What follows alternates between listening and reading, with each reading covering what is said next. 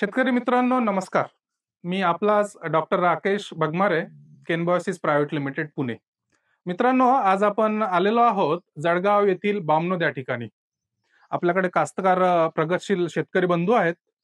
तर साधारण मागील 3 ते 4 वर्षापासनं हरभऱ्यामध्ये साधारण एकही रासायनिक खताचा वापर न करता बेसल डोजमध्ये केनबॉयसिस प्रायव्हेट लिमिटेड कंपनीचे काही प्रोडक्ट, त्या ठिकाणी CM33 असेल, सुडो असेल आणि ट्रायकोशील्ड कॉम्बॅट असेल, या ठिकाणी वापर करत आहेत.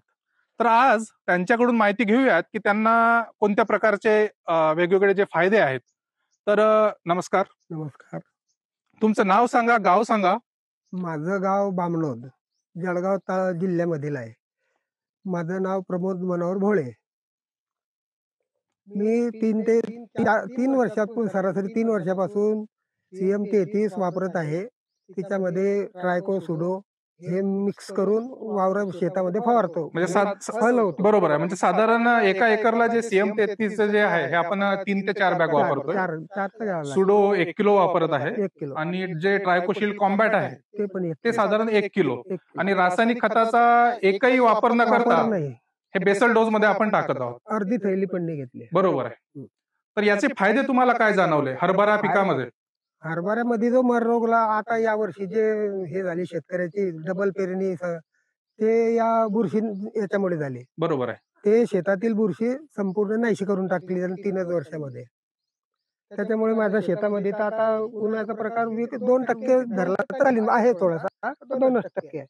या वर्षी त्याचा जर वापर केला तर ते पण राहणार नाही. म्हणजे साधारण 90 ते 95% जो मर रोग येत असतो हरभऱ्यामध्ये, तो नाही. हरभऱ्यात काय ना पावसाळ्याच्या पिकात तो काय. पण नाहीये. बरोबर आहे.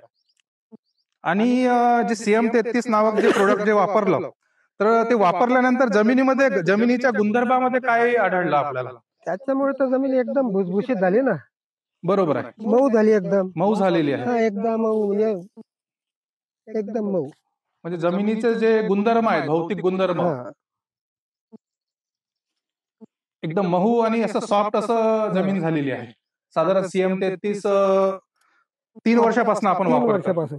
तर बाकी शेतकऱ्यांना काय सांगू इच्छिता? म्हणजे केनबॉयसिस प्रायव्हेट लिमिटेड कंपनीचे जे प्रोडक्ट आहे, CM33 असेल, सुडो असेल आणि कॉम्बॅट असेल, बेसल डोज मध्ये आपण जे देतो, तर बाकी शेतकऱ्यांनी जो मर रोगावर जे नियंत्रण करण्यासाठी ते वापरायला काही हरकत नाही. ते तर म्हणजे ते काळाचीच गरज झाली आहे. बरोबर आहे. ते जर त्यांनी वापरलं तर 2 वर्षामध्ये त्यांचा हा रोग संपूर्ण नाहीसाच होऊन जाईल. कारण मी तर त्याचा अनुभव घेतलेला आहे आता. बाकी शेतकऱ्यांनी वापरायला काही हरकत नाही. वापरायला तर त्यांना घ्यायलाच पाहिजे, त्यांनी वापरायलाच पाहिजे. वापरायलाच पाहिजे. बरोबर आहे. नाहीतर मग ते असंच होत जाईल, पेरा मोळा परत पेरा. शेतकरी बंधूंनो लक्षात असू द्या, हरभरा पिकामध्ये मर रोगाचा जर प्रादुर्भाव आपल्या ठिकाणी जर जास्त प्रमाणात जर आढळत असेल, तर त्यासाठी बेसल डोज मध्ये साधारण CM33 3 ते 4 बॅग, सुडो 1 किलो आणि जे ट्रायकोशील्ड कॉम्बॅट 1 किलो आपल्याला बेसल डोज मध्ये हरभरा पिकाला द्यायचा आहे. हरभरा नाही, पावसाळ्यात सुद्धा सोयाबीन वगैरे पेरताना त्याला पण द्यायलाच पाहिजे. कुठल्याही पिकाला द्यायलाच पाहिजे. रासायनिक खत घ्यायचीच गरज नाही. बरोबर आहे. एक बॅग सुद्धा घ्यायची नाही. शेतकरी मित्रांनो याचा लाभ अवश्य घ्या. धन्यवाद.